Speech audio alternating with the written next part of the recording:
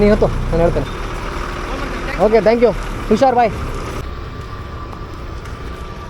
Sir, ಸಾಗರ bus ಎಷ್ಟು ಗಂಟೆಗಿದೆ? Boss, ಎಲ್ರಿಗೂ ನಮಸ್ಕಾರ. ಸೊ ಒಂದು ನಿಮಿಷ ಎಲ್ಲರೂ ವಿಡಿಯೋ ಕೊನೆ ತನಕ ನೋಡಬೇಕು. ಯಾಕಂದರೆ ನನ್ನ ಜೊತೆ ಯಶವಂತ ಅಂತ ಹಸಂದವರೊಬ್ರು ಇದ್ದಾರೆ. ಯಾಕಂದರೆ ಅವರು ಒಂದು ಸ್ವಲ್ಪ ಮೋಸ ಹೋಗಿದ್ದಾರೆ. ಸೊ ಅವ್ರ ಜೊತೆ ಇವತ್ತು ನಾನು ಟ್ರಾವೆಲ್ ಮಾಡ್ತಿದ್ದೀನಿ ಅಂದರೆ ಅವರನ್ನು ಕುಮಟಾದಲ್ಲಿ ಸಿಕ್ಕಿದ್ದು. ಸೊ ಅವರನ್ನು ಕರ್ಕೊಂಡು ಬರ್ತಾ ಇದ್ದೀನಿ. ನಾನೀಗ ಆಲ್ರೆಡಿ ಕುಮಟಾಯಿಂದ ಅಂದರೆ ಹೊನ್ನಾವರ ಕರ್ಕೊಂಡು ಬರ್ತಾ ಇದ್ದೀನಿ. ಸೊ ನಾವು ಬರೋ ದಾರಿಲಿ ಬರ್ತಾ ಇದ್ದೀನಿ. ಹೊನ್ನಾವರ ಕೂಡ ಸ್ವಲ್ಪ ಕೆಲಸ ಇರೋದ್ರಿಂದ ಅವ್ರಿಗೆ ನಾನು ಹೊನ್ನಾವರ ಕರ್ಕೊಂಡು ಬರ್ತಾ ಇದ್ದೀನಿ. ಬರೋ ದಾರಿಲಿ ಅವ್ರನ್ನ ಸಿಕ್ಕಿದ್ದು. ಸೊ ನನ್ನ ಡ್ರಾಪ್ ಕೇಳಿದ್ರು. ಅವರಿಗೆ ಹೊನ್ನಾವರದವರೆಗೂ ಡ್ರಾಪ್ ಮಾಡೋಣ ಅಂದ್ಕೊಂಡೆ. ಬಟ್ ಅವ್ರ ಕತೆ ಕೇಳಿದ್ರೆ ನಿಜವಾಗ್ಲೂ ಬೇಸರ ಅನ್ಸುತ್ತೆ. ಯಾರೋ ಫ್ರೆಂಡ್ಸನ್ನು ನಂಬ್ಕೊಂಡು ಬಂದು ಮೋಸ ಹೋಗಿದ್ದಾರೆ. ಸೊ ಅವ್ರ ಬಾಯಲ್ಲಿ ಅವ್ರ ಕಥೆನ ಕೇಳಿ ತುಂಬ ನನ್ನ ಬೈಕ್ ಡಿಸ್ಟರ್ಬೆನ್ಸ್ ಇರೋದ್ರಿಂದ ಸ್ವಲ್ಪ ಹೆಡ್ಫೋನ್ ಯೂಸ್ ಮಾಡಿದರೆ ಒಳ್ಳೇದು ಎಲ್ಲರೂ. ಸೊ ಪ್ಲೀಸ್ ಎಲ್ಲರೂ ಹೆಡ್ಫೋನ್ ಯೂಸ್ ಮಾಡ್ಕೊಂಡು ಕೇಳಿ. ಬೆಂಗಳೂರು ಸ್ವಿಗ್ಗಿ ಮಾಡ್ತಂತ ಹೇಳ್ದಲ್ಲ, ಅದನ್ನು ಬಿಟ್ಟು ಬಂದ್ಯಾ? ಇಲ್ಲ, ಹಾಂ,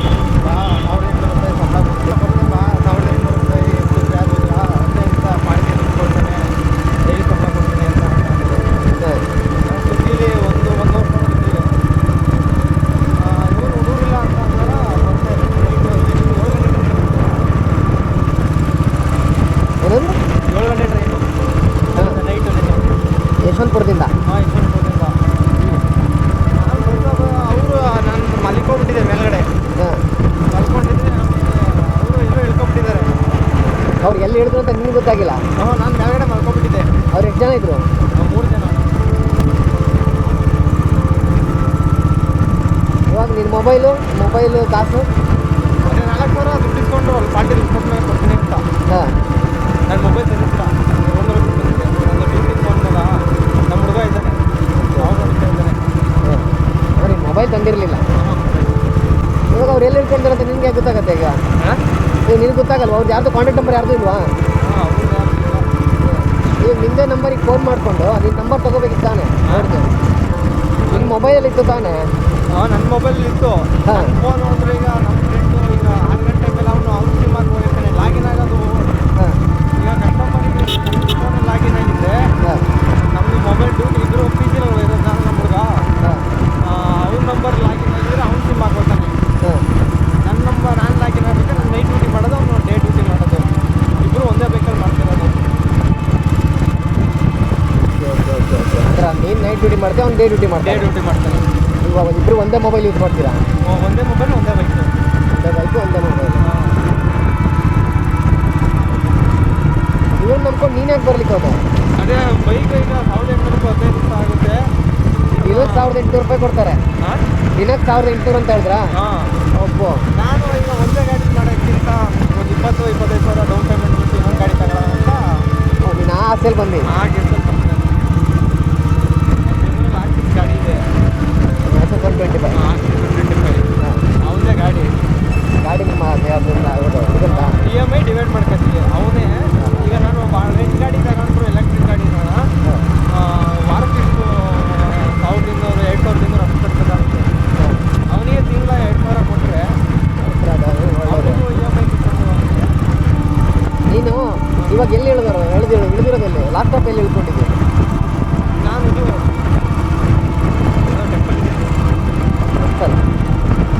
ಗೋಕರ್ಣನ? ಗೋಕರ್ಣಕ್ಕೆ ಬಂದು ಹೆಚ್ಚಿರೋದೆ. ನೀನು ಮಲ್ಕೊಂಡಿದ್ದೆ? ನೀನು ಮಲ್ಗಿದ್ಯಾ ಟ್ರೈನಲ್ಲಿ? ಮಲ್ಕೊಂಡ್ಬಿಟ್ಟಿದ್ದೆ ನಾನು. ಫುಲ್ಲು ಪ್ರಿಂಟಲ್ಲಿದ್ವಲ್ಲ, ಗೋಕರ್ಣಕ್ಕೆ ಬಂದು ಹೆಚ್ಚಿರೋದೆ. ಯಾರು ಇದ್ವಲ್ಲ ಅಂತ ಕೆಳಗಡೆ ನಾನು 1 ಅವರ್ದಲ್ಲೇ ಇದೆಯಲ್ಲ, ನಾನು ಹತ್ತಿದ್ದಲ್ಲ, ನಂಗೆ ಅಲ್ಲೇ ನಿದ್ರೆ ಆಯಿತು. ಕುಮಟಾದಲ್ಲಿ? ಕುಮಟಾದಲ್ಲಿ? ಅದು ಕುಮಟಾದು. ನೀನು ನಾನಿಂದ ಹಚ್ಕೊಂಡು ಬಂದಿರೋದು ಕುಮಟಾ. ಅದು ಕುಮಟಾ. ಹಾಂ, ಅದೇ ಕುಮಟಾದಲ್ಲಿ. ಕುಮಟಾದಲ್ಲಿ ರಿಲೇಟಿವ್ಸಲ್ಲಿ ಇದ್ರಾದೆ. ಆಮೇಲೆ ಇನ್ನೊಂದು ಹೋಗಿ ಹೋದೆ, ಅಲ್ಲೇನಾರು ಇದ್ದಾರ ಅಂತ. ಅದು ಇರಲಿಲ್ಲ. ಆಮೇಲೆ ಲಾಸ್ಟ್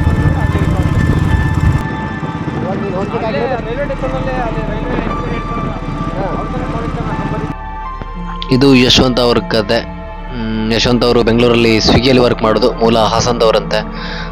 ಸ್ವಿಗ್ಗಿಯಲ್ಲಿ ವರ್ಕ್ ಮಾಡೋದು. ಸೊ ಅವ್ರ ಫ್ರೆಂಡ್ಸ್ ಯಾರು ಒಂದು 3 ಜನ ಸೇರ್ಕೊಂಡು ಇವರಿಗೆ ಕಾರವಾರದಲ್ಲಿ ಸ್ವಲ್ಪ ದಿನ ಎಲೆಕ್ಟ್ರಿಷಿಯನ್ ಕೆಲಸ ಇದೆ, ಅಂದ್ರೆ ವೈರಿಂಗ್ ಎಲ್ಲ ಮನೆದು ಒಂದು ಸ್ವಲ್ಪ ಬಿಲ್ಡಿಂಗ್ ಒಂದು ಸ್ವಲ್ಪ ವೈರಿಂಗ್ ಕೆಲಸ ಇದೆ. ದಿನಕ್ಕೆ 1800 ರೂಪಾಯಿ ಸಂಬಳ ಕೊಡ್ತೀನಿ ಬಾ ಮತ್ತೆ ಅಂತ ಹೇಳ್ಕೊಂಡು. ಸೊ ಇವರು ಒಂದು ಬೈಕ್ ತಗೊಳ್ಳುವ ಅಂದ್ರೆ ಫ್ರೆಂಡ್ ಬೈಕಲ್ಲಿ ಸ್ವಿಗ್ಗಿ ಡೆಲಿವರಿ ಮಾಡ್ತಿರ್ತಾರೆ. ಅದಕ್ಕೋಸ್ಕರ ಸ್ವಂತ ಇವರು ಒಂದು ಬೈಕ್ ತಗೊಳ್ಳುವ ಅಂತ ಹೇಳ್ಕೊಂಡು ಆಸೆ ಮೇಲೆ ಬಂದಿರ್ತಾರೆ. ಒಂದು 25,000 ರೂಪಾಯಿ ಸಿಗುತ್ತೆ ಒಂದು 15 ದಿನ ಕೆಲಸ ಮಾಡಿದ್ರೆ ಅಂತ ಹೇಳ್ಕೊಂಡು. ಬಟ್ ಇವಾಗ ಇವರು 4,000 ದುಡ್ಡು ತಂದಿರ್ತಾರೆ. ಅದನ್ನು ಕೂಡ ಫ್ರೆಂಡ್ಸ್ ಎಲ್ಲ ಸೇರ್ಕೊಂಡು ರಾತ್ರಿನೇ 4,000 ಕೂಡ ಖರ್ಚು ಮಾಡಿದ್ದಾರೆ. ಎಣ್ಣೆಲ್ಲ ಡ್ರಿಂಕ್ಸ್ ಎಲ್ಲ ಕುಡ್ಕೊಂಡು ಅದನ್ನು ಕೂಡ ಖರ್ಚು ಮಾಡಿದ್ದಾರೆ. ಇವ್ರ ಕೈಲಿ ಇವಾಗ ಏನು 1 ರೂಪಾಯಿ ಕೂಡ ಇಲ್ಲ. ನಾನು ಕೂಡ ಚೆಕ್ ಮಾಡಿದೆ, ಏನು ಇಲ್ಲ. ಬಟ್ ಇವಾಗ ಅವರಿಗೆ ತಿಂಡಿ ತಿನ್ಸ್ಕೊಂಡು ಬಂದು ಊಟದಲ್ಲ ನಾವಿಬ್ಬರು ತಿಂಡಿ ತಿಂದ್ವಿ. ಇವಾಗ ಹೊನ್ನಾವರಕ್ಕೆ ಬಂದ್ವಿ. ಇದು ಹೊನ್ನಾವರ ಬಸ್ ಸ್ಟ್ಯಾಂಡ್ ಕಾಣಿಸ್ತಾ ಇದೆಯಲ್ಲ. ಸೊ ಇಲ್ಲಿಂದ ಅವರಿಗೆ ಸಾಗರ ಬಸ್ ಹಚ್ತೇನೆ, ಯಾಕಂದರೆ ಅಲ್ಲಿ ಸಾಗರದಿಂದ ಅವರಿಗೆ ಟ್ರೈನ್ ಅಥವಾ ಒಂದು ಬೇರೆ ವೆಹಿಕಲನ್ನು ಅರೇಂಜ್ ಮಾಡ್ಕೊಂಡು ಹೋಗ್ತಾರಂತ ಏನೋ. ಅವ್ರಿಗೆ ಮುಂದೆ ಕೂಡ ನಾನು ಇದು ಮಾಡ್ತೇನೆ, ಮುಂದೆ ಯಾವ ರೀತಿ ಹೋಗೋದು ಅಂತ ಹೇಳ್ಕೊಂಡು.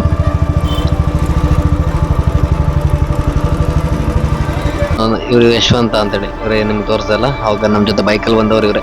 ಸೊ ಫ್ರೆಂಡ್ಸ್ ಅಂದರೆ ಜೀವ ಕೊಡ್ತಾರೆ. ಬಟ್ ಎಲ್ಲರೂ ಒಂದೇ ರೀತಿ ಇರಲ್ಲ, ಮೋಸ ಮಾಡೋರು ಕೂಡ ತುಂಬ ಜನ ಇರ್ತಾರೆ. ನೀವು ಯಾರನ್ನು ನಂಬ್ಕೊಂಡು ಹೊರಗಡೆ ಬರ್ತಾ ಇದ್ದೀರಾ ಅಂದರೆ ನಿಮ್ಮ ಫ್ಯಾಮಿಲಿ ಬಗ್ಗೆ ಕೂಡ ಥಿಂಕ್ ಮಾಡ್ಕೊಂಡು ಹೊರಗಡೆ ಬನ್ನಿ. ಯಾಕಂದರೆ ನಿಮ್ಮನ್ನು ನಂಬ್ಕೊಂಡು ಒಂದು ಫ್ಯಾಮಿಲಿ ಅಂತ ಇರುತ್ತೆ. ಬಟ್ ನನಗೆ ಯಶವಂತ್ ಅವ್ರನ್ನ ನೋಡಿದ್ರೆ ಏನು ಅನ್ನಿಸ್ತಾ ಇಲ್ಲ, ಯಾಕಂದರೆ ಇಂಥ ಜನ ತುಂಬ ಜನ ಇರ್ತಾರೆ. ಅಂದರೆ ಇದು ಯಶವಂತನ ಕತೆ ಅಂತಲ್ಲ, ಇದು ಪ್ರತಿಯೊಬ್ಬರು ಅನುಭವಿಸಿರ್ತಾರೆ ಲೈಫಲ್ಲಿ ಇದನ್ನೆಲ್ಲ. ಅಂದರೆ ಸರ್ ಸಾಗರ ಬಸ್ ಎಷ್ಟು ಗಂಟೆಗಿದೆ?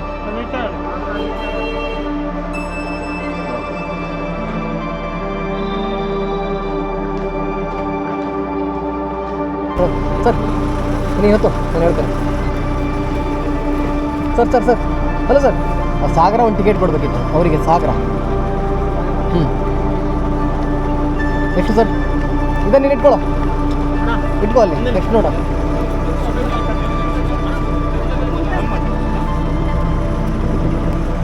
ಎಷ್ಟು ಸರ್? 20 ಕೊಡ್ತೇನೆ, 10 ಕೊಡಿ ಸರ್. ಪೆನ್ ಇದೆಯಾ? ಪೆನ್ ಒಂದು ನಂಬರ್ ಬರೀರಿ, ಇದೆ ಚೀಟಿ ಮೇಲೆ.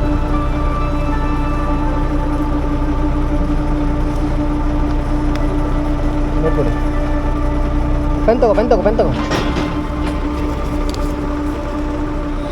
ಬರ್ಕೋ. 948143. Okay, thank you. ಹುಷಾರ್, ಬಾಯ್. ಸದ್ಯಕ್ಕೆ ಯಶವಂತ್ ಅವರನ್ನ ಸಾಗರ ಬಸ್ ಹತ್ತಿದ್ದೀನಿ.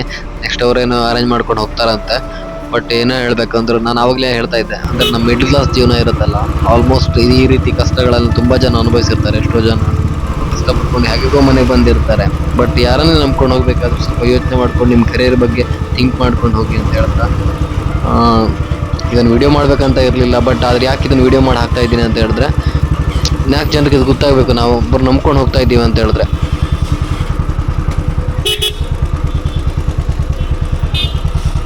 ಇದು ಯೂಟ್ಯೂಬ್ ಚಾನಲ್. ಓಕೆ, ಓಕೆ, ಹುಷಾರ್, ಬಾಯ್. ಎಲ್ರಿಗೂ ಧನ್ಯವಾದಗಳು. ನಾನು ನೆಕ್ಸ್ಟ್ ವೀಡಿಯೋದಲ್ಲಿ ಸಿಗ್ತೇನೆ. ಎಲ್ಲರೂ ಸಬ್ಸ್ಕ್ರೈಬ್ ಮಾಡೋದನ್ನು ಮರಿಬೇಡಿ. Thank you so much all. But ಯಾರನ್ನ ನಂಬ್ಕೊಂಡು ಬರೋದಾಗಿದ್ರು ನಿಮ್ಮ ಕರಿಯರ್ ಬಗ್ಗೆ ಥಿಂಕ್ ಮಾಡ್ಕೊಂಡು ಬನ್ನಿ. Thank you all, thank you so much. ನಾನು ನಿಮಗೆ ನೆಕ್ಸ್ಟ್ ವೀಡಿಯೋದಲ್ಲಿ ಸಿಗ್ತೀನಿ. ಹೀಗೆ ಸಪೋರ್ಟ್ ಮಾಡ್ತಾ ಇರಿ. ಥ್ಯಾಂಕ್ ಯು, ಧನ್ಯವಾದಗಳು.